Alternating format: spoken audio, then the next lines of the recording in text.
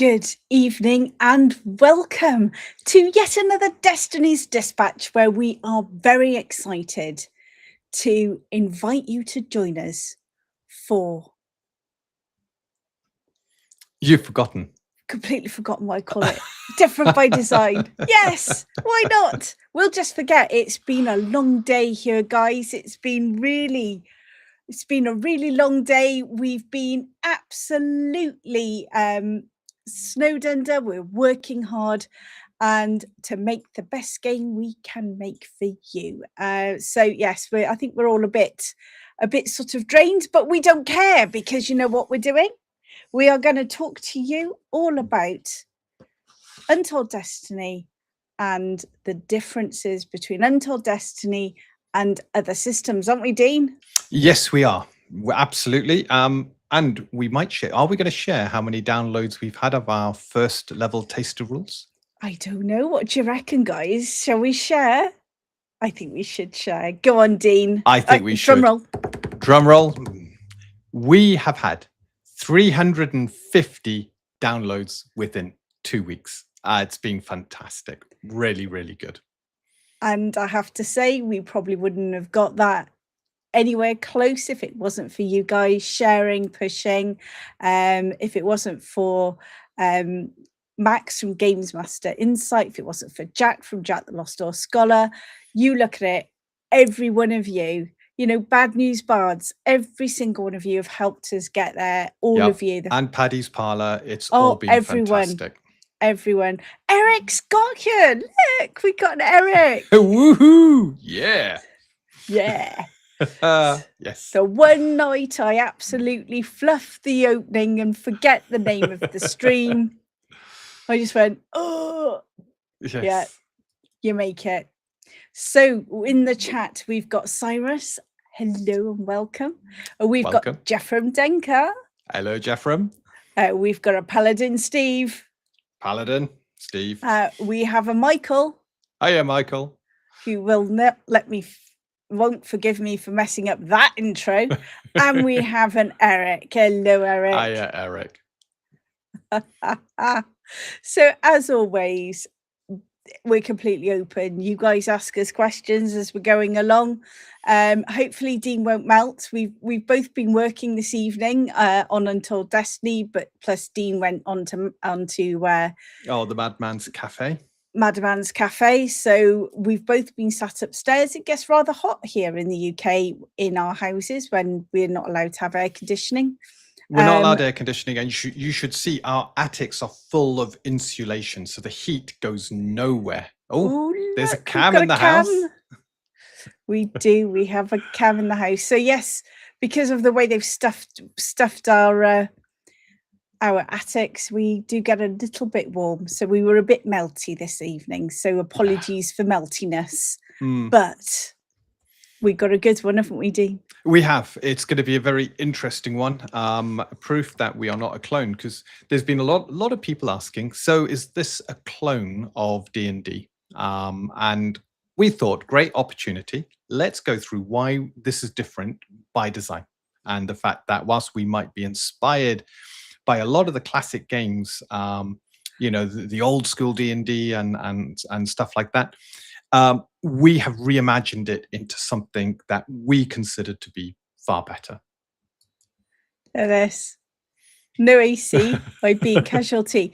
Now, I'd like to point out that it's not particularly. If you look at the temperatures, it's not particularly hot, is it, Dean?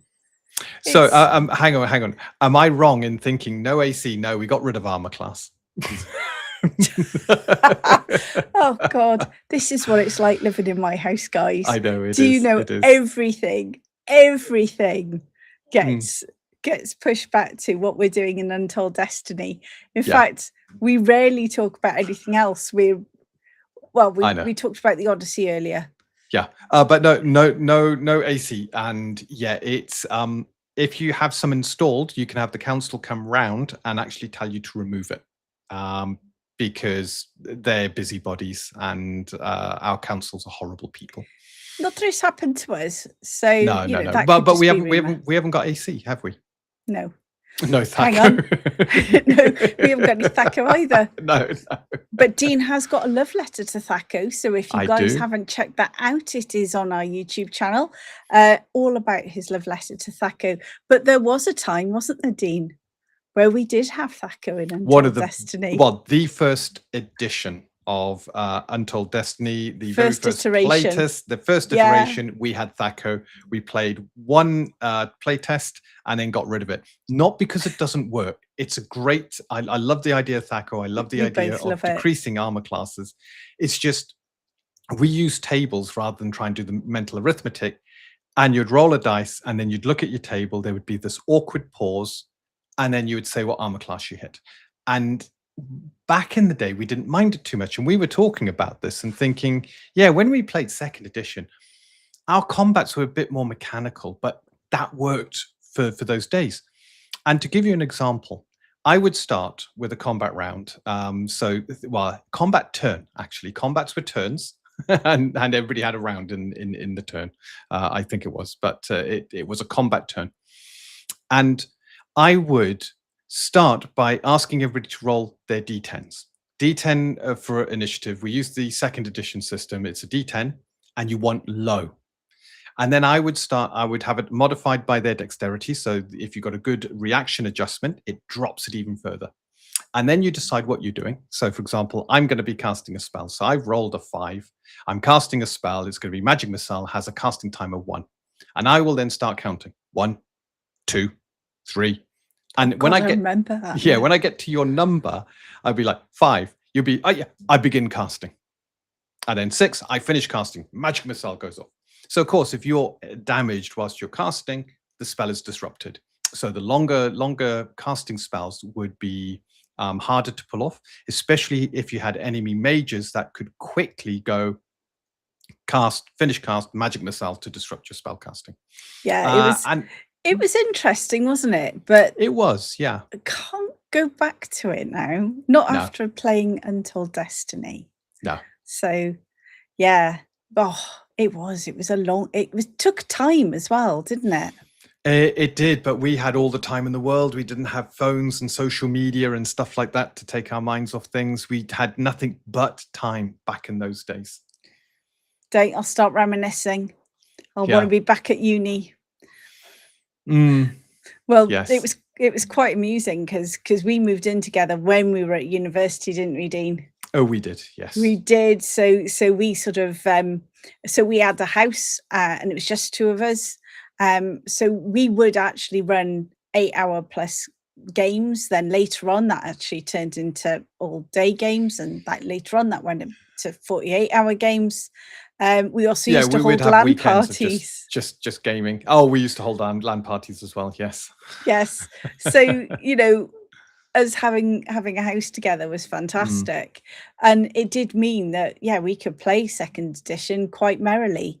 But even though we enjoyed second edition, Dean house ruled it to death. But we're not talking about how we're different. So we've just mentioned about Thaco, but of course, how does our initiative system work, Dean? So jumping straight to initiative, we decided to use intelligence for initiative, not just because dexterity gets a bad rep under other systems. I'm looking at your classic kind of D&D, Pathfinder, and stuff like that. Dexterity tends to be an attribute that just contributes so much to combat. I've always thought intelligence is, something happens around you, and it's how fast your brain can process what you're seeing and convert that into action. And for me, that was always intelligence. And it then meant that intelligence had a more of a use than just a spellcasting attribute. So our initiative is based on intelligence, and we make a test. So that's rolling your intelligence proficiency dice, adding your intelligence modifier, and if you get 20 or higher, you go before the enemies, your opponents. If you get 19 or lower, you go after them, and that's it. And then that's fixed. So you'll have a group of the party that goes before, then all the enemy go, and then a group of the party that goes after. And this has worked really well in the last playtest, hasn't it? Yes, and it was actually Richard Witters that inspired us for this. Yes. So Michael asked a question on another one of our Destiny's dispatches if there's anything in any of the indie game spotlights that have inspired us. And chatting through with Richard Witters, because we were still doing that, we just do it in order of initiative. And because we tended to group our initiative, Dean then took it one step further and went, well, actually, I quite really like that. So that, I think, is the one thing in the system that's been inspired by another system, which was that. But it works really well, because if you've got, say, 3 or 4 people above the enemies, they can sort out between them what's going on. What this does is it promotes the players working together. And we've got a lot of stuff to do that, haven't we, Dean? And I think that's something that really does set us apart from the classic systems, which are very much about individual characters. Yeah. You see, at the moment, Dean is looking confused, because Dean has this lovely flow that I'm supposed to follow, and I just basically destroyed it in the first opening. Yes, but that's we like fine. a bit of chaos. We do. Before we move on from initiative, the other thing this initiative system really helps is, from my point of view, I'm setting up the combat. I got the creatures to quickly sort out. I say roll initiative. I don't have to do anything. I don't even have to make a note of which order the initiative is happening in. All I have to say is who succeeded. Right, you lot go first. Who's failed? You lot go after. Let's go. It's fast, it's quick. I think we're even going to drop in an optional rule, because I know some people ask for it, where you can do this at the start of every round, because it takes so little time. You're not having to reorder people, and you could say, right, round 2, initiative again, and so you get that kind of dynamic up and down, up and down. Personally, I like to have a more static kind of flow to the initiatives. But that's what optional rules are for, aren't exactly. they? You know. But it's quite nice, and it works really well around the table as a player. It does work well. You feel part of the action, which I absolutely love. And I do love the way it promotes us working together. So that's one of the reasons I do love that new initiative. And yeah, I think it just works fab. It does. It works really well. It's a breeze from my side of the table, which everything we're doing, we don't want to compromise on what we deliver in the way of a fantasy adventure, but anything that makes the GM's life a bit easier is a must. There's a lot to do. I think a lot of people don't realize just how much happens behind the screen, how many things you've got to be thinking about, all the things you've got to be doing, all the things you've got to be all the pieces you've got to be moving. Anything that you can push to the players is brilliant. So pushing the whole of the initiative to the players was great. Yeah, and that is actually one of the things I'd like to call out. It's one of our core design principles, is reducing GM fatigue. One of the reasons for that being a core design principle is because you hear so often about GMs who just get burnt out. It's happened to Dean. We'd be lying if we said it hadn't happened to Dean, because it has. And so when we were looking at what we were doing with Untold Destiny, we wanted it to be nicer for the GM. So we want to take as much pressure off them as possible, but still running a really nice structured game. Will you stop? Those are my buttons. I know, but I'm just looking at what people are saying, and that's great, Eric. 24-hour marathon sessions. There's nothing quite like it. They are brilliant. Love them. Yeah, I used to love. Well, when it was all the snacks. 2, I used to love the fact that we just used to keep going until we couldn't go any longer. Then we'd sort of nap, and then we'd all just continue going again. Yeah. Those were the days. We were all so young, though. I know. So anyway, I didn't mean to derail your... You see, this is why you're not allowed to press the buttons, because you derail me. I'm the pressing of the buttons on the sidey bits. Off you go. I can't remember what I was talking about now. It's your fault. Oh, we're talking about initiative and the reduction of GM fatigue. Yeah, so that has been an absolute core principle for us. And I think that's very different to some of the other classic games. Wouldn't you agree, Dean? I would definitely agree. I remember you after Pathfinder. Oh God, Pathfinder You had to was take horrible. 6 months off. One of the and this came down to something we did early on in this, and I got rid of it because it was just too much at my side of the table, is unnecessary maths. And I don't mean from the player's point of view. We used to have damage reduction rather than what we got now, which is our brace test, which meant a creature could have damage reduction of X versus a certain type of damage. Similar to if you played Third or Pathfinder, it's the same mechanic used in those systems. And it works fine on low levels when I can do it in my head, but we then did a high level test, 20th level. And midway through, I realized all I was doing was hammering numbers into my calculator. And the reason I was hammering numbers into this calculator is because the numbers were quite big. And I was taking away a smaller number from them. So I'd be like, oh, I've hit for 52 points of damage. And I'd be like, okay, that's slashing. And I'd be pausing, slashing against this creature. I got to take 13 off. And all of a sudden, it's 52 minus 13. It wasn't easy mental arithmetics. No. And I felt like an accountant rather than a DM. I felt like the combat was just nothing but numbers and maths and calculations and taking numbers away. And at the end of that, I turned around to Vicky and I said, we've got to come up with something else because this just doesn't work. It's too much. It takes me out of the moment. And if I'm out the moment, I can't make sure the combat's engaging and I'm listening to what the players are doing. So yeah. Yeah, that was a massive driver for reducing GM fatigue. And I also think it's something when you're younger, it doesn't bother you as much, does it, Dean? No.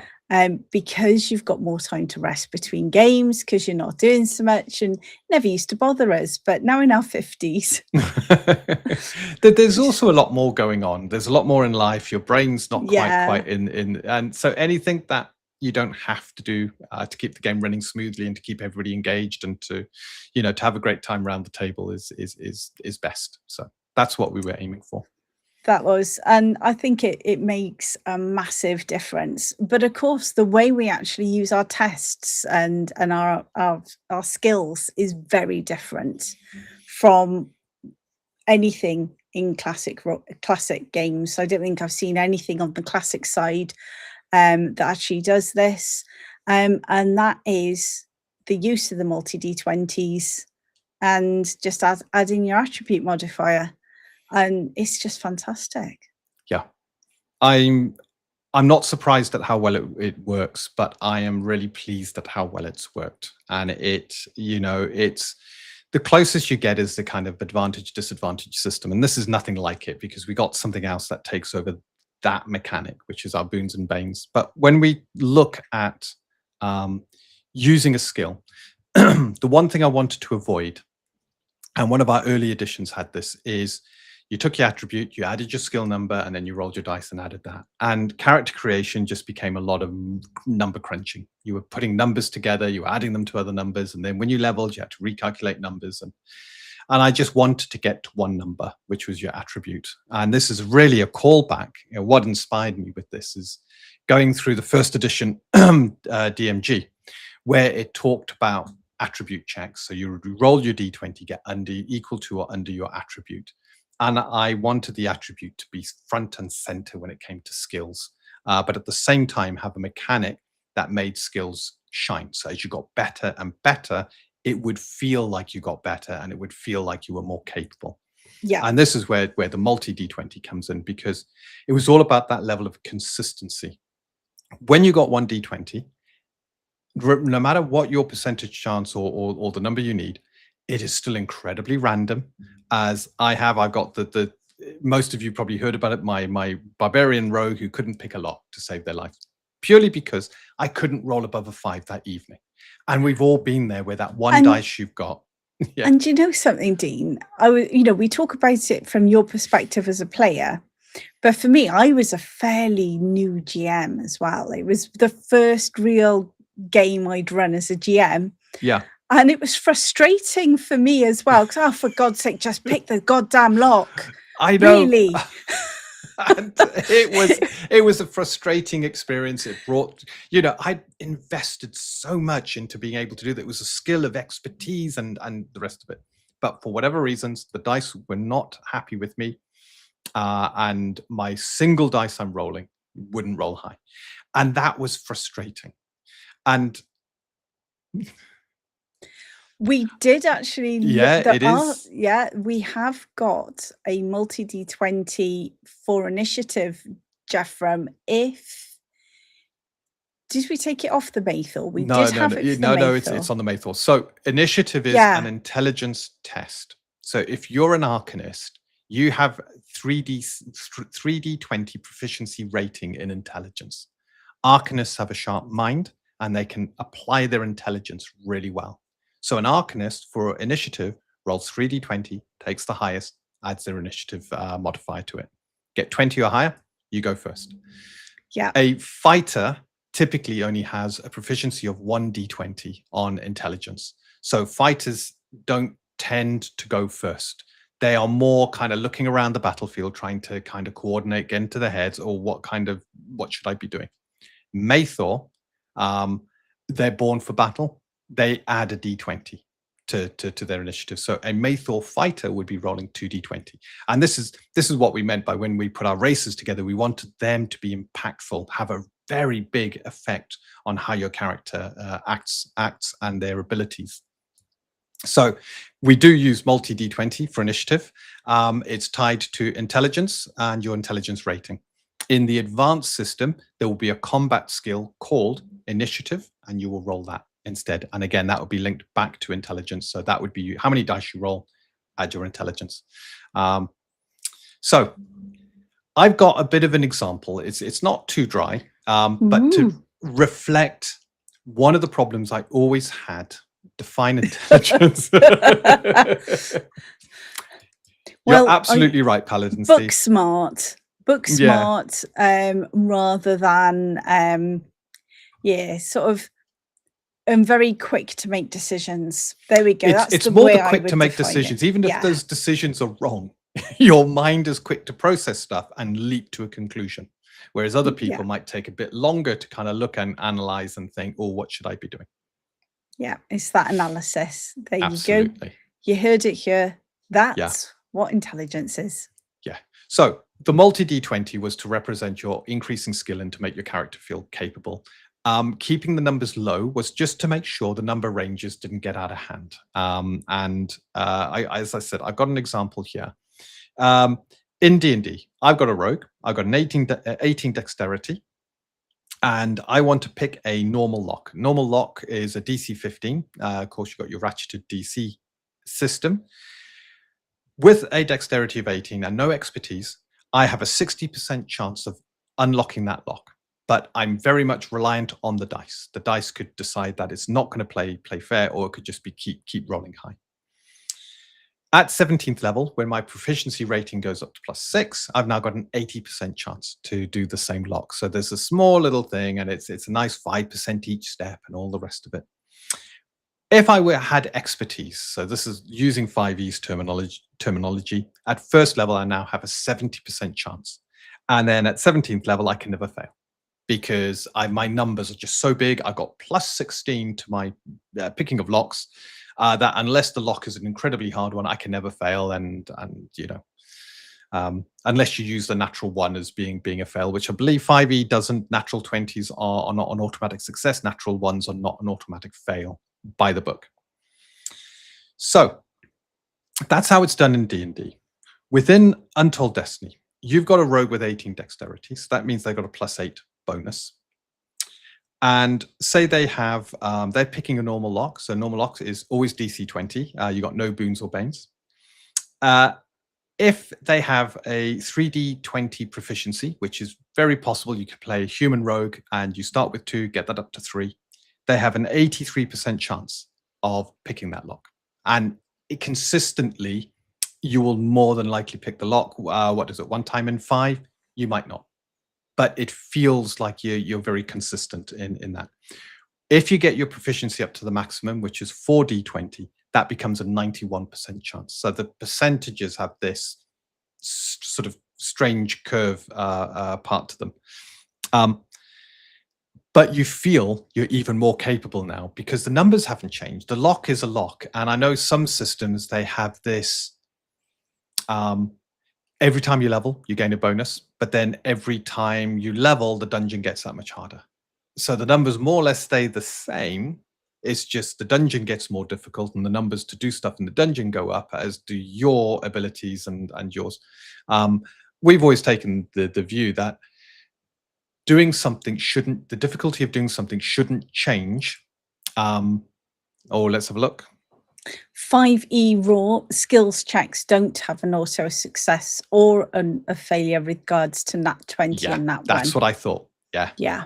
Thank you, Paladin Steve, for confirming that. It's been a while since I've had my head in a 5e book. It's been a long time. Since Yang's game.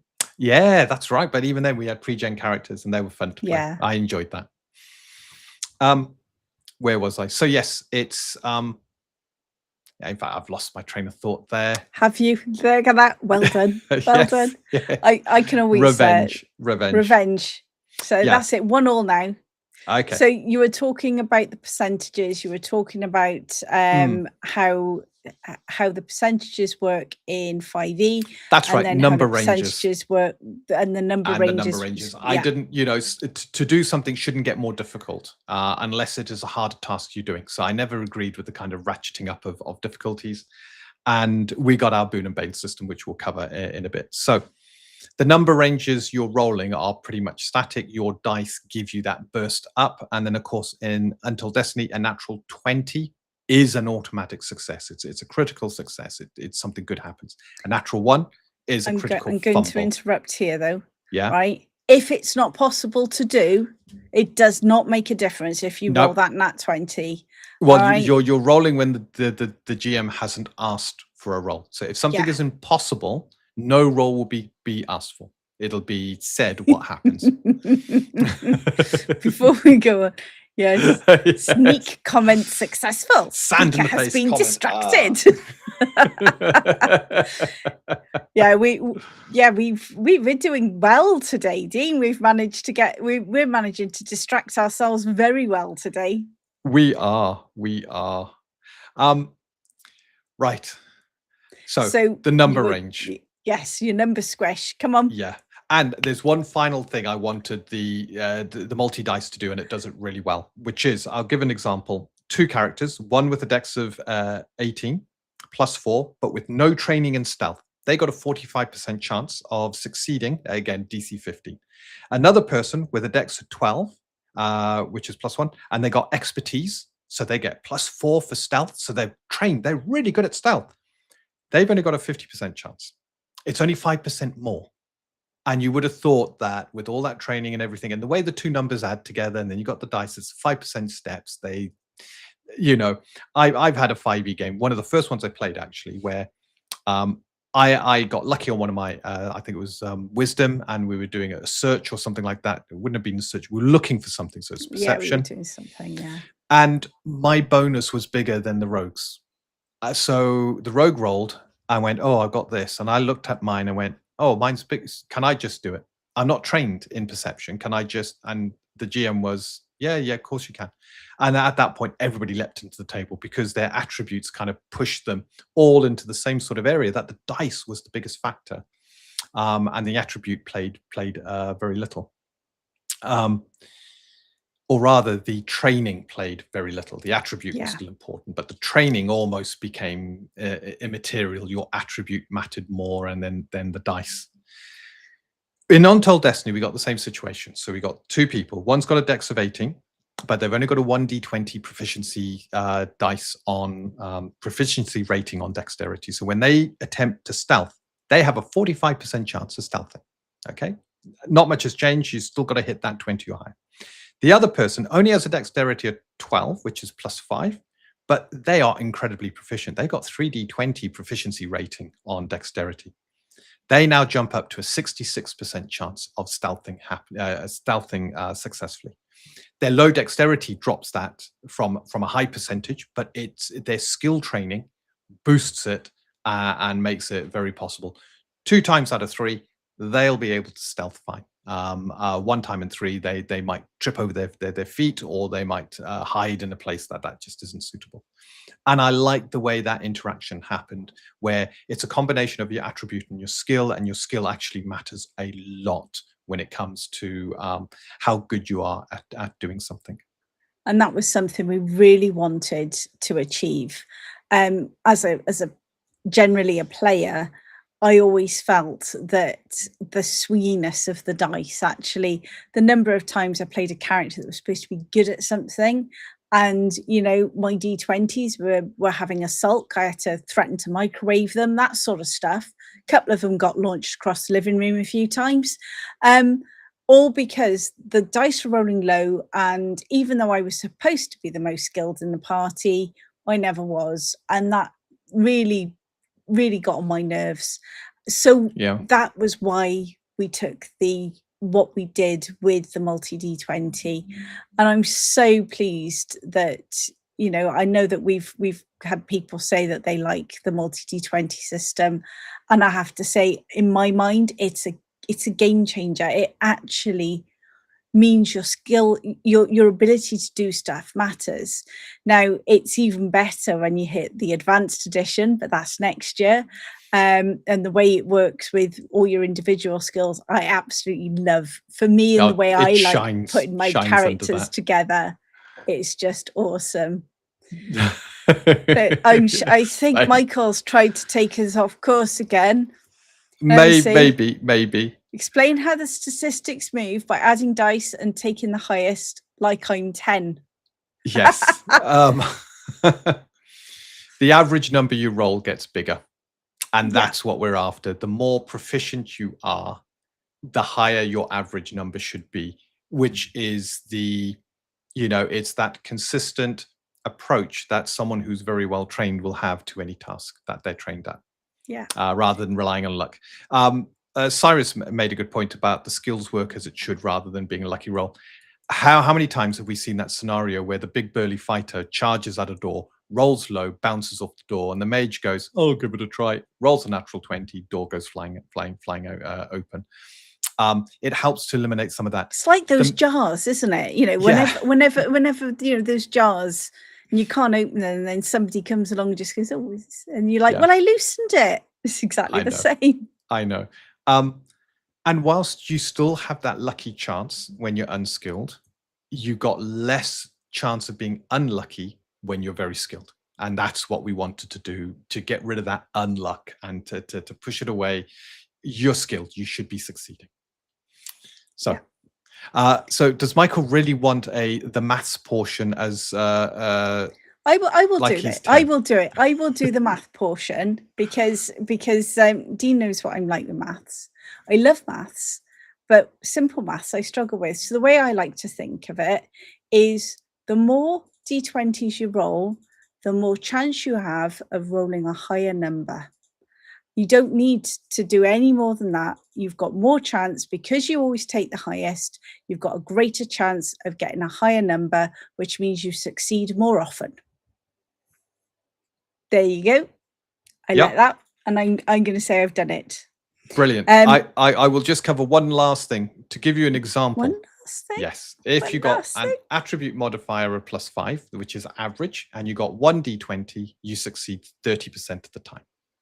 So you would think, rolling 2d20, how much better chance would you have of succeeding? Maths. It's 51%. So now you're 50-50. You've added one dice. You've gone from losing 70% of the time to being a coin flip. You add a third dice now, and 2/3 of the time you succeed, 66%. And you add that final fourth dice, you got an average attribute. You're not special, but 3 times out of 4, you succeed, 76%. So you can see how those percentages jump up and jump up and jump up each time you add a dice. But the higher your attribute, the less that jump is. So it's felt more with a lower attribute and less so with a higher attribute. But the way it all comes together is fantastic. So the maths, for good reason, is hidden behind. And you don't need to understand it. You don't need to think about it. Yeah, I think we shared graphs the last time showing the kind of curves It's kind of like a curve like that you had depending on your attribute and how many dice and stuff like that. Yeah, so it's not quite a bell curve, but it's more of No. a sort of, but it tapers off. It's not exponential. It's not linear. It sort of goes up quite rapidly and then it sort of tapers off. It's quite nice. tapers off then, and Yes, yeah, tapers off. that launch gets more extreme the less the lower your attribute is compared to. So Yeah. it works well, and I think it feels good, doesn't it? I think that's the one thing. One of the big things that we've done whilst designing this is it's not just about how it works on paper, it's about how it feels to play. And oh my God, it feels good. You actually feel as a player character that your character can do stuff. If you're skilled at this, you are actually going to be skilled at it. And most of the time, if you're rolling and there's someone who isn't as skilled as you, they're not going to get as good as you are. And that just makes you sort of settle into your character more. And I think that really works nicely. So I'm very biased, admittedly, but I've found that that has really helped with the adoption. You tend to settle into it faster because you feel more natural with your character. There's nothing more annoying and frustrating than being good at something and rolling pants constantly. Yeah. But of course, Mm. you also alter those with your boons and banes because, you know, as Cyrus says, we've actually used the boons and banes, and that's your adjudication system, which is very different to how classic, the older classic different games do it. Yeah. The boons and banes are a fantastic way of being able to quickly make something easier, make something more difficult, or to give a player a bonus to doing something, or a penalty, depending on the situation. And they just add to each other, take away from each other. Whatever you got left is then applied as a bonus or a penalty. And this means I don't have to worry about DCs.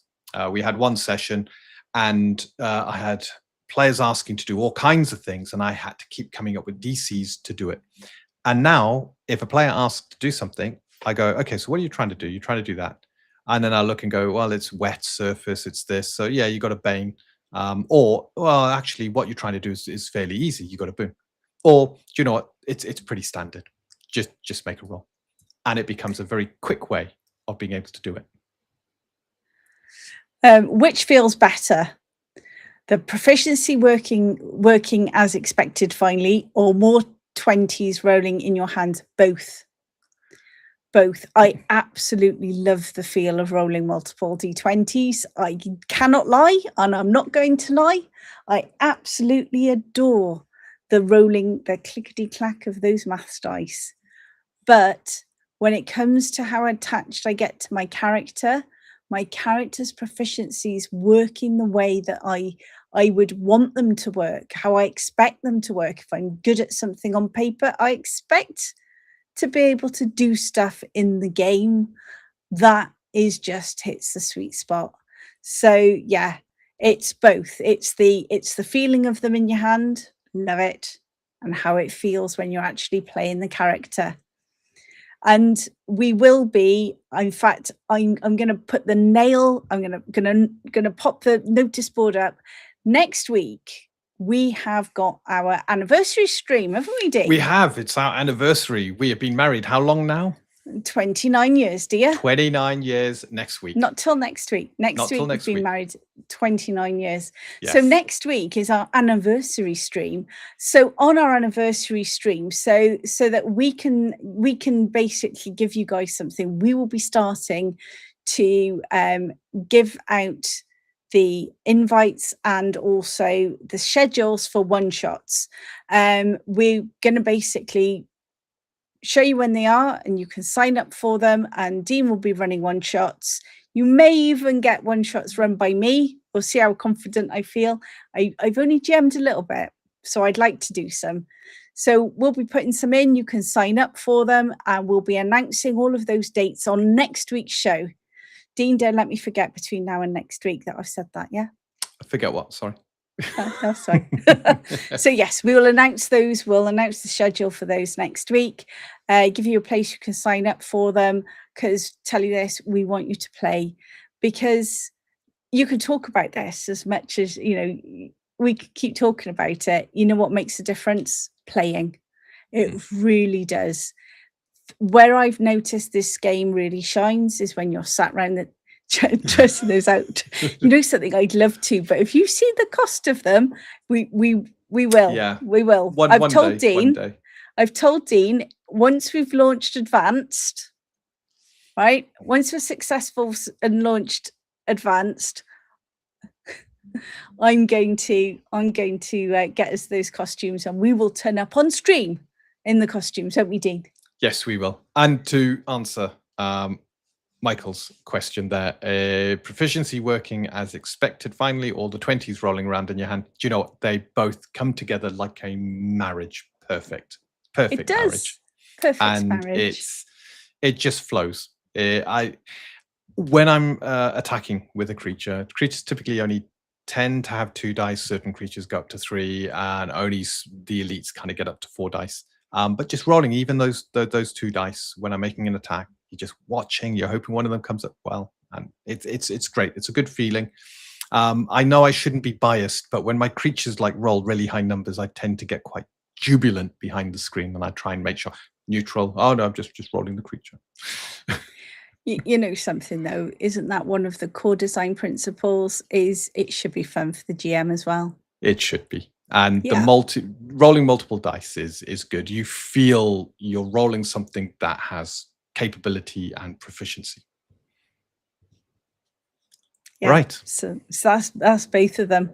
And yeah, so next week should be good. And by the way, if you haven't liked the stream, could you do so? And we would really love that. It helps us with the algorithm. And we do really appreciate you guys turning up sort of every week, listening to us witter on, especially tonight, because we're really knocking out the park, the wittering. Yes. But yeah, when it comes to skills, that has really made the difference, I think. But of course, talking about AC, or lack thereof, or the lack thereof, we do not have AC in Untold Destiny, do we, Dean? No, we do not. It got replaced. I wouldn't say early on, probably midway through. We had AC with parry and dodge on top, and I eventually found, do you know what? The AC was just one check that we didn't need. It was the parry and dodge that midway through Business Unusual. Yes, and it was. You were watching Business Unusual when you were editing it, and you turned round, and we actually talked about it during the next filming session of Business Unusual. And we were all sat round the table, as you do when you're getting all ready to play. And Dean goes, right, I'm getting rid of AC. We're going to try this for this session. And it worked brilliantly. Oh, it was a breeze. It was one less thing to worry about when you got hit. You weren't checking. I wasn't rolling a number and saying, have I hit your AC? I was just rolling a number and saying the creature's coming at you. It's a 13 or it's a 24 or whatever. And immediately it's not metagaming to say a number, because the player will react in the way that's expected. You mention a high number and the player's backpedaling. They're visualizing this creature coming at them with this huge weapon about to smack the holy out of them. And that's the reaction you want. So it's not metagaming, it's informing roleplay. So yeah, armor class, we got rid of it. It just wasn't necessary. The dodge and parry mechanics were core to our interaction in combat. And even then, they matured again under the basic system. Yes. Being able to parry and dodge attacks is something you feel you're part of the combat. You feel like you have some, dare I use the word, agency in that combat. Yeah. You're not just there going, all right, you've hit 5 times. How much damage? Oh, right, I've taken 30 damage. Oh, I'm dead. You're actually there going, oh, you've hit me, or have you? Come on, I'm going to put, yeah, I parried. No, you haven't yet. And it just brings you into the action. You're now part of that tussle. And I love that. You know what I like? I like the fact that I was attacking one of your creatures and I rolled pants. It was absolutely pants. It was. And the best thing is even though I'd rolled pants, Dean rolled, is there a word called pantser? Dean rolled even worse than I did. I think And my dice hit my tray. Everybody looked at them, and there wasn't anything above a 3 on the 3 dice. It was like a 2. I think it was a 2, 2, and a 3. And Yeah. we just laughed. It was. And we laughed because, you know, I sort of, and the way that we described it as we were going through it, it was like, I roll a, oh gosh, I roll a 14. Like I sort of slip and aim for your kneecap by the looks of it. And then it's like, Dean rolled and he's like, well, as he sees you going into the kneecap, he sort of stumbles forwards and you hit him in the chest, you know, and it added to the sort of the actual story as it was unraveling during the actual game. It was just, it gave you the visualization of what was happening because the dice roll sort of indicated, you know, how you were doing, and the fact that it was opposed, it meant I could be unlucky, but if Dean was more unlucky, then he still got skewered, and vice versa. Yeah. And sometimes, you know, I'd do what I thought was a fantastic hit and Dean would get a natural 20. And just sort of, Yeah. get And out the we way. did try, when we first did the basic system, we went back to static defenses, still We using did. parry and dodge. It just, I it felt hated flat. it. It felt really flat, and we went straight back. It didn't cost it much more time to resolve it. In fact, the resolutions timed were it. quite fast. Yeah, it was like seconds longer It was because you're either looking seconds. down and going, oh yeah, actually I've got a, or you're just rolling dice and then saying what's on those dice. So Yeah. locating on the character sheet or rolling dice and saying what's on the dice with basically the same amount of time. And But I found it made it feel more alive. oh, it does. It does. The static defense felt a bit naff. Yeah.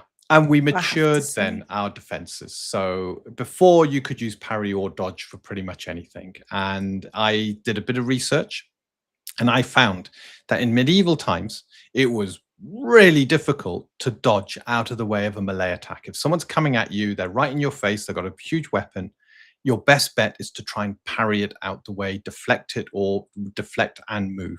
And that typically is what our parry is. It takes a lot more effort to dodge. So we did the 2 things here. One is our defenses no longer required stamina. They were automatic, and that sped the game up. Yeah. And the second thing here was that we put defenses against certain attacks. So parry was against melee. Dodge was against throwing, projectiles, and spells. Because a spell, even if you parry a spell with a shield, it's going to connect and the spell will be delivered. If you had a shield that had the missile protection keyword, in other words, it's big enough to hide behind, you could parry, throwing, and projectiles. Makes perfect sense.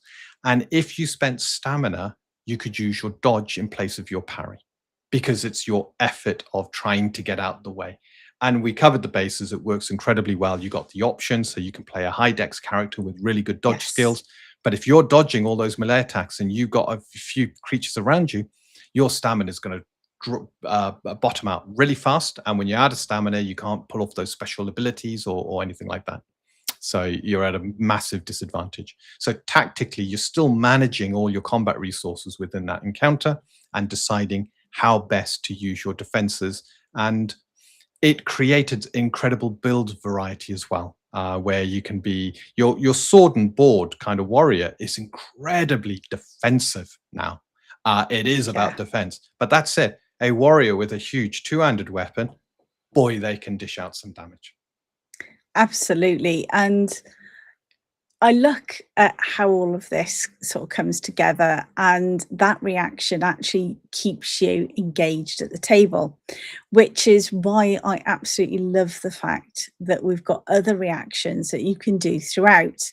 Now, those reactions where you can like aid your allies, where you can actually use some of your special abilities, it just is the icing on the cake. And I think that was one of the things that I really missed in D&D, is the fact that you had your turn and that was it. So everything was waiting for your turn. And if you had quite a large group of friends around the table, you could sometimes be waiting a rather long time. Now, I tend to be one of those that will actually try and get ready for my turn, and I used to find I get through my turn quite quickly, don't I, Dean? Yeah. But then you have some other people who don't prepare for their turn and take forever, and you're sat there. And admittedly, not in the 90s because we didn't have phones, but now in this day and age, what happens? But the phone comes out because you're waiting for something to happen. What we have noticed and what we found during all of our playtesting is people stay more focused on what's happening at the table, because they can influence things as things are going on. Somebody makes an attack roll, as Dean just mentioned, you could say, for example, I rolled that 14. If one of my allies was in combat with the same creature and was next to it, they could actually aid ally and distract the creature and would roll a d6. That could add to my attack roll. So that makes it harder for the creature to dodge or parry. And we've even got spells that the Arcanist can use to interrupt and basically distract the creatures as well.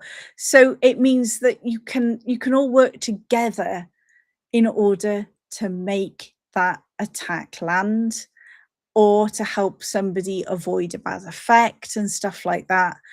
And my favorite, Taunting Strike. Love Taunting Strike.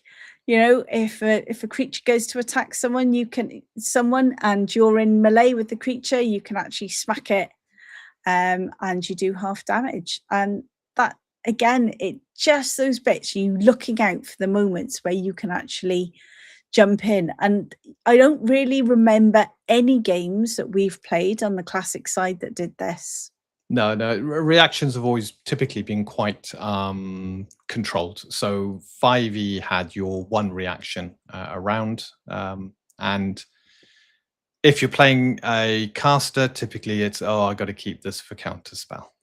And if you're playing we banned counter spell. Oh, we did. If you're playing an arcane knight or something like that, you keep it for your shield spell or something like that. It was dead. It was dull. It just wasn't very, very interesting. And I wanted a more interesting reactive mechanic that was quick to resolve, didn't interrupt the flow too much, but gave you those opportunities to look out for. So yeah, and that does really work well at the table.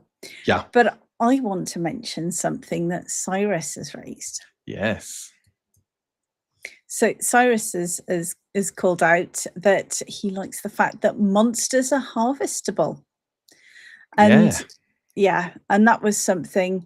Now, I'm trying to remember. I know that I've harvested creatures in previous game systems, but I can't remember whether that was actually in the system or whether it was one of our house rules, considering the house rules were sometimes bigger than the systems we were playing. Well, interestingly enough, second edition creatures, some of them had within their text, and the Remoras is one of these, where you could obtain a special material from them. And then Magic Item Creation talked about the DM coming up with these strange things that can be harvested from creatures. For example, the wisp of a willow or something like that. So a will o' the wisp, and you got to get one of their wisps and stuff like this. But it wasn't. It was left incredibly open. There wasn't a lot of guidance around it as to how you do it, and it was hit and miss depending on the creature. And I kind of brought in okay, you can harvest things like, it was dragons, I think was the big thing, or creatures with leather. That was the first one we did. And I brought in rules around you harvesting the leather. And depending on, believe me, we had a lot of time back then. So depending on how much damage they inflicted, which was things like acid or fire, there were penalties that would keep stacking to the final check to see whether they could get their leather. And if they used slashing weapons as opposed to piercing weapons, there were further penalties. We had this whole table of stuff that would be taken into account as to whether you could harvest a creature's leather or not, or how difficult it was. I remember that. It was good fun. But we've made it straightforward, I think is the best way to describe it. Certain creatures can be harvested. You can then use those harvested materials if you have the skill, or I'm thinking about the advanced, but basically using your attributes, etc. You can actually create items, or you can get somebody in town to create them for you. The big difference is the money it costs, really, and a bit of time. So yeah, we've got item creation and we got harvesting. So that to me is we've been inspired by the classics, but we've made it far more usable during the game, is the way that I would describe it. Absolutely. And it's enjoyable. Yeah. Can I return to combat now for a brief moment? Do you have to? I do. Okay. I have to. And one of the things that I've always struggled with on some of the classic systems is the idea that when you enter into a combat encounter, so it's two things. Combat encounters can drag because healing causes it to just keep going on and on, and you think you're getting to a resolution one way or the other, then healing goes off and you're back, and it turns what should be possibly a half-hour combat into an hour and a half, 2-hour combat. And the other thing is the notion that and healing fits into this in some respects, the notion that to challenge the party, they should have X number of encounters a day. And those encounters should be one hard, a couple of normals, one easy, or some combination thereof. And if you do too much, the party really struggle. If you do too little, everything's a cakewalk, because they've got these daily abilities that absolutely smash everything apart and allow them to succeed with very little. So they can burst out their damage, they can burst out their abilities, they can use those really high level spells, knowing this is probably the only encounter for the day, and they don't have to worry about rationing their resources. And that irked me. It really did, because it felt unnatural when I'm creating a location to have to think in, oh, hang on, I need to make sure I've got these many encounters in this location to make sure it's a challenge to the party. And then in 5e with their short rests and stuff, all of that kind of really became difficult. And that's why, as you all know, we have that replenishing resources. Your hit points, stamina, and spell points come back.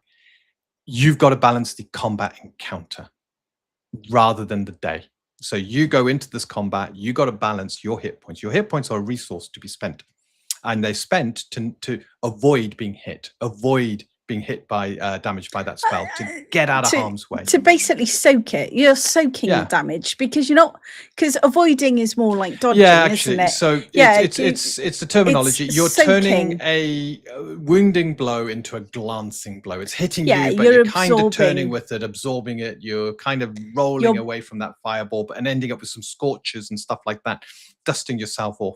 Yeah, what you're basically doing is you're withstanding the damage, because you're tough, you're withstanding it. And it's only when you hit that 0 that it actually starts to head south. Yeah. And that's, by the way, at 0, you are still stood up and fighting. There was nothing that angered me more than, I'm on 0. At the start we had that, and it was annoying. It was annoying because you were 0 and you were then rolling to see if you got wounded, and you were bleeding out, and it was overly complicated, and it wasn't fun. And then Vicky said, what if we just remain conscious at 0? And I was like, well, that's a preposterous. Oh, hang on, let's give it a go. And it worked. It worked really well. So many names. It was like, oh, that's we can't possibly have that. And it worked well. Yes, trolls.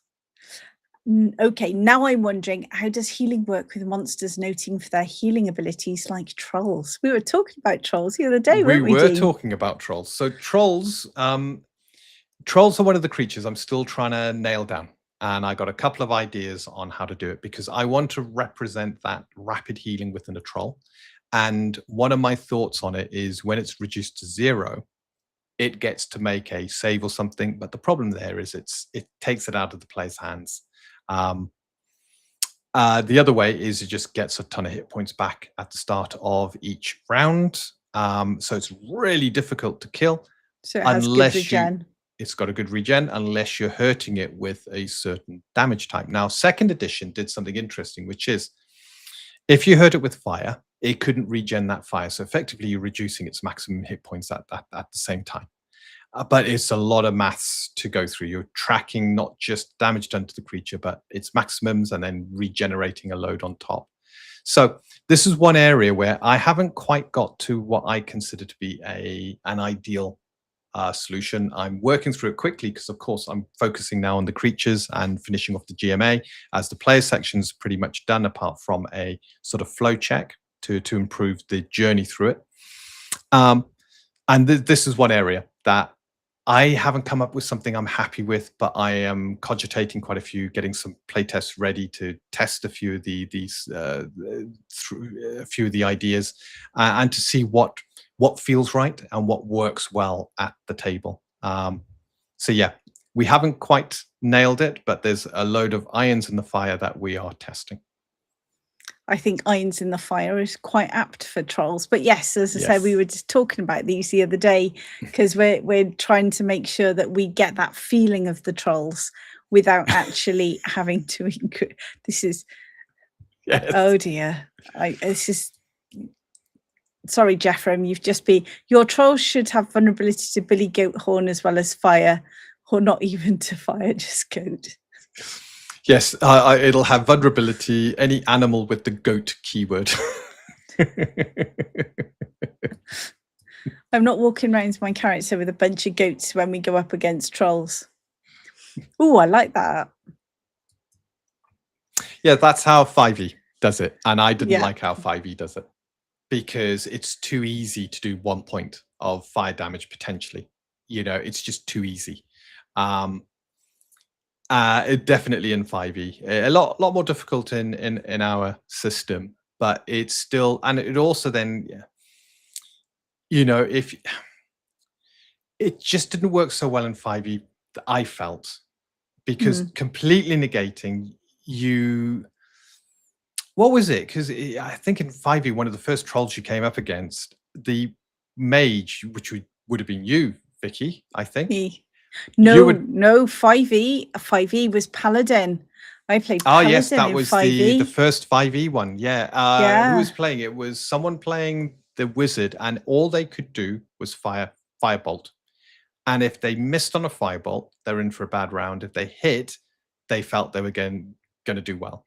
And it just locked the spellcast down. It just wasn't a fun mechanic.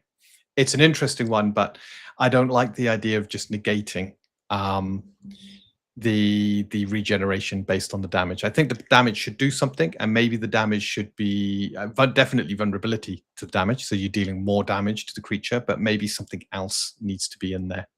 We will figure it out. We always do. I like this. We got our little brainstorm with you, and I love it. I think it's fantastic. Hang on, Eric's got an idea. What if they regen when they rest outside of combat, like when they return into their bridges or their mum's basement? I like that. I like that too. I do. I can just see it actually would fit very well with your morale, with the morale, because when the morale's broken, that's when they basically go whoo, and then they go off to regen. Exactly. But creatures all get their hit points back anyway at the end of a combat, similar to any player. But I do like the concept of, it all depends the kind of trolls we're after as well.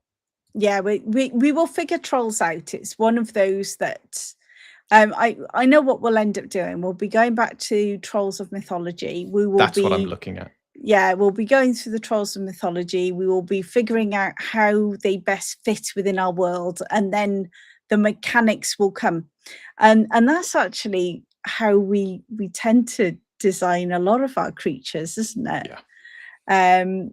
Because what you find is you look around for a bit, you have a think about the way that they should act, and then you have a look how to adapt the mechanics to demonstrate that. And it does tend to figure out, I've got this fantastic creature that I had a nightmare about the other night that is going to make its way into Untold Destiny. And yes, you too can be terrified by my nightmares. Be really good fun. But of course, that actually fits quite nicely, because we were just talking about creatures and stuff like that. And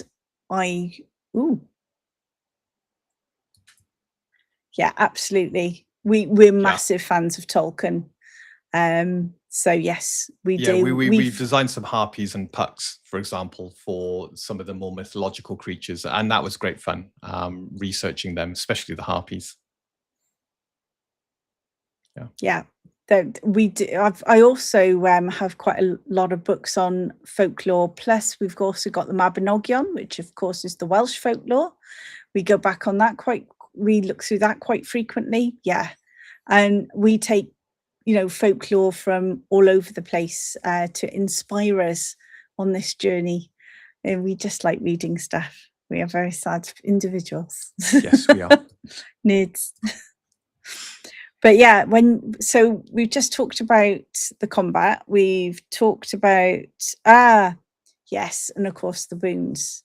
Wounds. That was the other thing that really annoyed us with some of the more classic games, was where you just couldn't die. Say 5e, honey. Say 5e. Say its name. Yeah.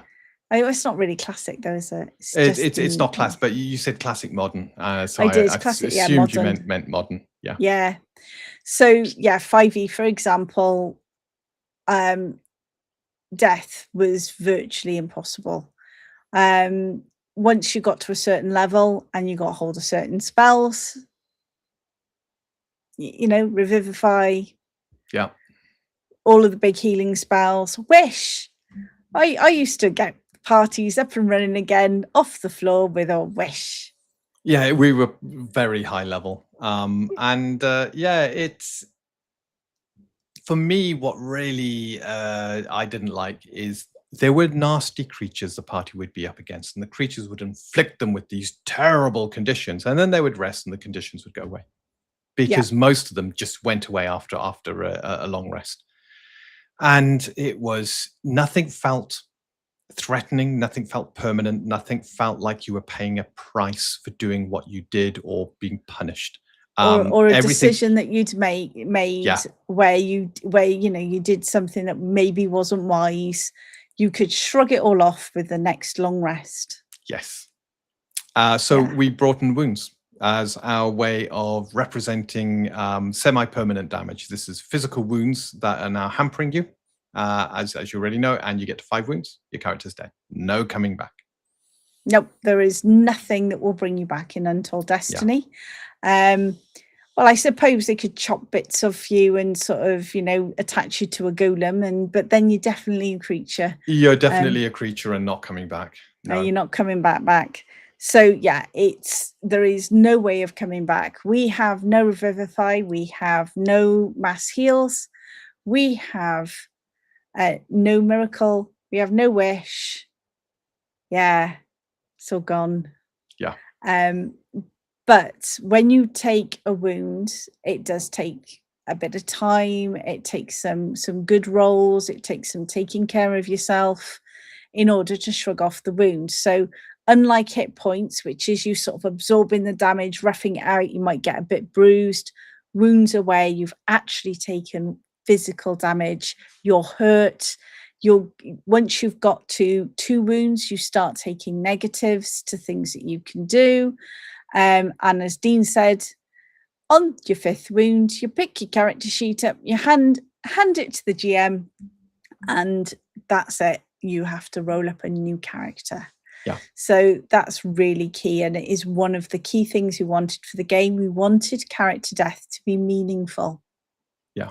It does mean in combat now you've got a time limit. You got this race to whoever loses their hit points first, and it's a way you either help protect your own hit points and keeping yourselves alive and protected, deflecting shields, wards, stuff like that, or you try and take out your opponent's hit points faster than they're taking yours out. And all these tactics kind of come together depending on who you're fighting, and finding the best route to winning is key. But what that means is there's always this time limit. There's always this movement towards your defeat, or hopefully you defeating the creatures, because diplomacy's done. Now it's just combat, and it can be chaotic. It can swing back and forth really fast, and it will last a number of rounds. That I don't think we've ever had a combat to go to 10 that goes to 10 rounds. I think you know. No, we've never, even Yeah, at high levels. yeah, even at high levels. Now, that's not to say that you won't have your odd combats that do, because of the way they stage, and the way they play out. But typically, 3, 4, maybe 5 rounds, combat's done. And Yeah, I think the longest we've had was sort of 8 rounds. yeah, I think we did an 8-rounder once, but Mm. I cannot recall doing double digits on the thing. No, I can't. And even then, the last set of combats we've done with the basic edition, they've been at most a half-hour combat, but I think most of them have been about 15 to 20 minutes. But that doesn't mean you're racing through. It's an exciting 15 to 20 minutes.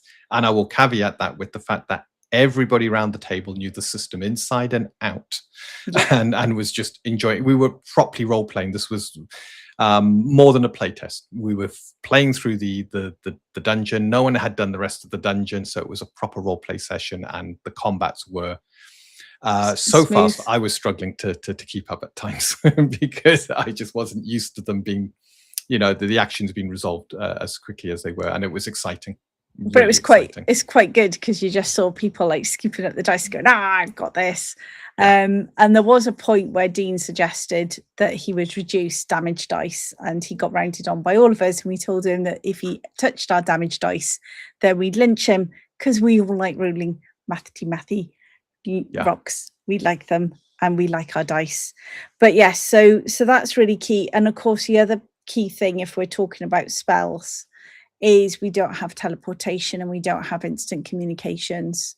Those things are just not available. But Cyrus has asked a very interesting question, Dee. Yeah. So of course you've got death through the fact that you get wounded, but what about age, Dean? What about age? Yes. Very sensitive topic. You can get to old age because the basic edition is focused very much on a very lighter system. We've chosen to leave out certain bits. Aging tables is one of those, because typically if you're playing the basic edition, you want something light, you want something that you get up and running fast. Nothing wrong with saying you're getting older and you die of old age, but the advanced system will have the proper age categories running through. Yeah, we did all the categories, didn't we? We did, with your penalties for getting older. There are no bonuses. You don't get cleverer as you get older or wiser or anything like that. You just get weaker and closer to death. And then there is a maximum I think you get wiser. Age. I always argue with you on this one. I know, but we can have those arguments again when we put the advanced edition together. But you will have then a racial maximum age, which is always plus 2d20. And then I secretly roll that. When your character reaches that age at some point during that year, your character dies of old age, and that's it. No coming back from that. So yes, we have age, including old age, and when you die. But advanced system, we're not going to pop it. It's fleshed out in the advanced system, and then once you've got the advanced system rules, they will slot immediately into the basic, so you can take them out of the advanced and actually put them into the basic. More senile, yes, more definitely. Senile. Yep, not wiser, no, not more intelligent, no. Yes, but yeah, that was absolutely, yes, you do get more experience, but that's where your skills have actually improved, and your skills that's your levels going up, and that's not necessarily tied to age. I know some people who are quite old and not very experienced, and other people who are young and very experienced because they've done more with their lives. Right, I think we're getting close to the end of the kind of. Well, I wanted to talk about something first. Go on. I have a bugbear, guys. I do. We don't have. I absolutely and utterly detest multiclassing. I've been in so many games where multiclassing is basically just trashed the game, in my opinion, because you get people who actually pick and choose different classes and mush them all together. One of the first things I said to Dean when we started this journey is, and there's no multiclassing. I'm not having any multiclassing in the system. Have we got multiclassing, Dean? No, your class has a lot of good stuff, and we front load the class as much as possible to make sure that at first level you're a seasoned adventurer. We don't want bloat So every level you're getting something, and then we're pushing stuff you should have had at first level into third, fourth, or fifth level to make sure we got something at every level. So there will be levels you don't get anything, and that's absolutely fine. You're rolling your hit dice, you're gaining hit points. Yes. Hang on. Yeah. I was trying to press on it and another one came up. No, one. Oh, actually, I'm really pleased you said that, Eric. You cannot play an ogre. You cannot play an ogre, you cannot play an orc, and you cannot play a goblin in our system. There is no being nice to goblins, to orcs, and to ogres. They won't come along and have lunch in your local pub with you. If they are in your local pub having lunch with you, you are lunch. Very, very simple. So yes, we have no half ogre, bard, paladin, sorcerers. Don't let Paladin Steve hear you talk about anyone being a paladin who is not human. He will be after you. Ooh, Jeffrem, you're going to have to tell us how you simply handle multiclassing. Yeah, I think they should just be banned. Myself, that's my way of dealing with multiclassing. Same way as we dealt with certain spells that were annoying me when I was playing. I absolutely hated certain spells because I just ended up having to use them all the time. So Cyrus has a good one on top. Yeah. So exactly. At present, no, but that's not to say we won't going forward. I can envisage certain classes that will be restricted to certain races because they're integral to how that race's culture or the race's DNA or something about the race. So yeah, not at present. Anybody can be anything, but going forward, there's a strong possibility we will, especially when we start to flesh out the rest of Kaseya book. Yeah, there will be certain classes that are either tied, possibly not to race, but possibly to heritage, because your heritage is your culture that you've inherited. And I think that has more of a bearing on what classes you can be. So if you're a Nyran, there may be certain classes that only Nyrans can be because it's part of their culture, and we'd probably take that approach. And of course, we've got the Law Master expansion. So after we've done the advanced, so this is how much we sort of plan things out. Once we've launched the advanced, we've also got another class that we're going to be releasing that's going to have a ton of law with it, and they're the Law Masters. So that is on our roadmap, isn't it, Dean? It is, yeah. It's very excited. Here we go. So Jeffrem. Yeah. So you want to be multi-class, prepare to have said character out the game for a while and use your backup in the meantime. That's a good point. But yeah, we've seen so many people muck around to them. Absolutely, and the one he did before that is a very interesting take. So not paladins, Steve. We know only humans can be paladins. I was just highlighting because I said, "Oh, watch it when Paladin Steve hears," and yes, you're going to have no chance of any of our ogres or anything like that being paladins. But in our game, you can have non-humans being paladins. Yeah, it's civilized races, and you've got to follow a very organized and holy religion. Shall I click on it then? Oh no, I am. You just get no. We've done that one. We've done that one. No, we haven't. Yes, we have. No, hang on. That one. Taking months. Yes. There we go. You see, he can't read it. No, see, I got a camera in the way, and I can't. You're taking months, if not years, to learn and train for your second class, and you need at least 3 levels in your previous class. I like that, Jeffrem. I do think that that's a really nice way of doing multi-classing. Yeah, what Jeffrem has addressed is most of the multi-class power games are a couple of levels here, a couple of levels there, or 1 level here, 2 levels there. So that is a great way of really bringing in your power gamers and causing them a headache when they come up with their perfect build. Good work. Yeah, we like that. Yeah, so I'm trying to think, have we missed anything out?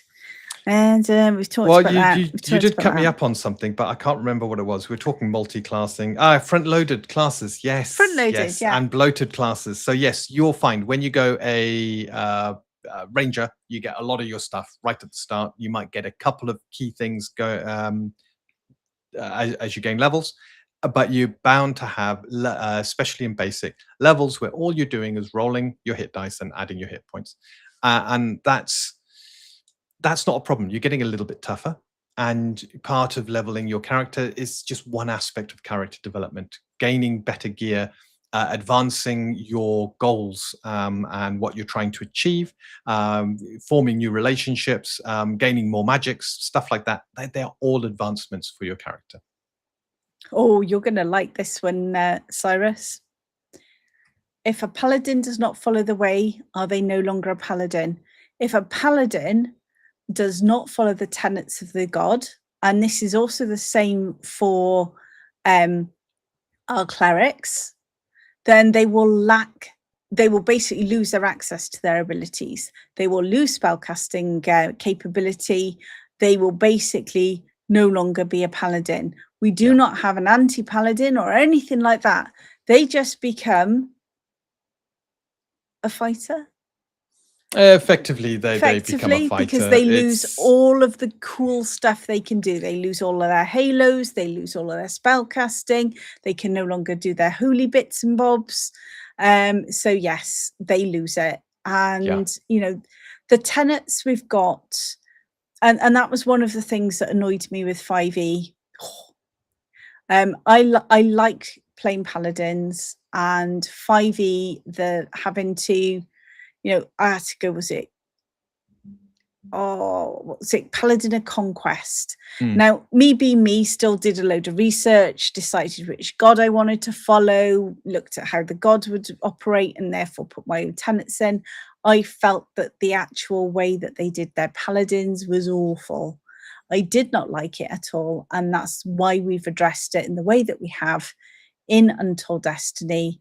You have to follow your tenets of your god, and you have to have a wholly organized religion that you follow. Yeah. Oh my God, Jeffrem. A player went nuts once in 5e and dipped into 8 classes for their character over the course of the campaign. No in-game reason, just wanted it to happen, and the DM allowed it automatically. Yeah. Now, when I was playing 2nd edition, when I was playing to Anai, and I was a member of the Society of the Sensation, there was a certain point, and what was it? When we died, unfortunately, I wasn't quite at the point in the society where I had to do this. I would have had to have multi-classed to gain the next sort of levels of the Society of the Sensation. I remember there was something around that, and because you had to try something. No, you're thinking of the 3rd edition rather than the 2nd. Yes, and the prestigious class required you to have died and come back. Oh, that's right. It was awful. The Society of the Sensate was all about that new experiencing everything. Yeah. Nothing was locked behind, clumsily locked behind. I remember there was something with a character class at some point. Yeah, but that was all 3rd. 3rd did the whole prestigious classes locked to the faction. So each faction had a prestigious class, and it was locked to certain criteria. And it really, I felt it didn't work well. Baldur's Gate. Nice. Why does that not surprise me? Why does that not surprise me? Yeah. Yeah, Baldur's Gate 3 has an achievement for taking 1 level in every single class on 1 character. Yeah, no. Yeah. The moment you allow multi-classing, things get difficult fast. And the only way you combat that is you have very simple classes that can multi-class without any issues, or and that creates, for me, a very bland game, because if you single class, your class is quite lackluster. Or you just ban multi-classing and allow the classes to have chocked full of all the stuff that defines them. And if a player says, well, I like this class and I like that class, so I'd like to play something that's kind of a blend, then you can actually take those two, you can come up with it, blend it, create a new class that's balanced, and then say, here's your new class. Off you go. And then they create a character that's a member of that class. And we'll be given all of that sort of advice in the Games Master's Guide. Yep. There was one bit we missed, Dean, with my rapid bouncing around in my chaotic fashion that I have been tonight. And that is, of course, we decided to change the sort of standard length of time that a round lasts. Yes. And we also decided to change quite substantially how far you can move. Yeah. That's been one of that's actually, it sounds minor, but it's been one of the biggest effects in combat. It opens up the battlefield. And when you're thinking of your action, you're no longer really restricted. You very rarely have a round where all you do is move and move, because your one set of movement can normally get you into a great position to either charge against the enemy or do something. It also means, as a party, having a good front line is so important, because if you got weaker members of the group behind, say, first round of combat, you got your spellcaster does a big fireball, makes themselves a massive target. If they don't have people in front defending them, creatures can move pretty far and then charge against that caster. Whereas if you got people in front, the people will be acting as blockers and stuff like that. So that movement just opened up the battlefield. Isn't it? 50 foot of movement. Standard 50 foot 40 movement. If you're a dwarf. Dwarves are just a bit slower, but then their movement can't be reduced. You can also move X amount. You can stop, you can do your action, and then you can continue your move. Which I think is great, because it feels, again, it's all down to the feel and how natural it feels when you're playing. You don't always just have a move and stop. People, when you watch films, people are maneuvering around. When you read books, they're moving around all the time. So I like the fact you can take, if you're going to move, it's your swift action, and basically you can move a bit before you act, then you can have your action, then you can move again afterwards if you want to set yourself up. Obviously, if you're moving out of away from being next to a creature, then that creature might decide to smack you as a result. But that movement and the 12 seconds round time, I think, has made a bigger difference than I thought it was when we originally did it. I thought, well, it's only another 20 feet, but it makes a massive difference, guys. Huge difference. Yeah. Well, it is now that time. It is. And I think I've already demonstrated the fact that I am not cooking on all cylinders tonight. So, Dean, is there anything else you want to ask? And guys in the chat, is there anything else you would like to ask us? Well, the one thing I'd like to just kind of raise is you start first level as a seasoned adventurer. Would you lot be interested? You lot. Sorry, I would use our you lot in a way that it makes me sound like I'm in a Guy Ritchie film. Yeah. Would it be of interest? Our friends? Would our friends? Henny, can I? Would it be of interest to have a set of rules where you can start at 0 level, where you don't even really have a class, and you are doing your first part of survival? This is you kind of leaving your background skill and taking your craft a bit further. So you might start in a kind of archetype way, so martial, skirmisher, caster, but you don't have your class's abilities. A lot less hit points, stuff like that, a lot harder. Would that be of interest? Can you see yourselves actually using something like that? Would you go, nah, really, we want to start as seasoned adventurers that are capable at the start of the game? I'd like to start as seasoned adventurers and be capable, please, Dean. I don't like being a Muppet. That's fine, but this is important, because if we're going to bring something in, then level 1 should be 100 XP. So we can have a level 0 that earns your first 100 XP. Well, I tell you what, guys, I will ask you all on X, and I'll put it out on Facebook too. And you guys can tell us what you think. Do you want to do that or don't you? Now, just as we're rounding up, next week, the anniversary. Eric said something. This is Yep. important. Erica said, if the purpose of the game is to adventure, then that's what they should start as. My point exactly, Eric.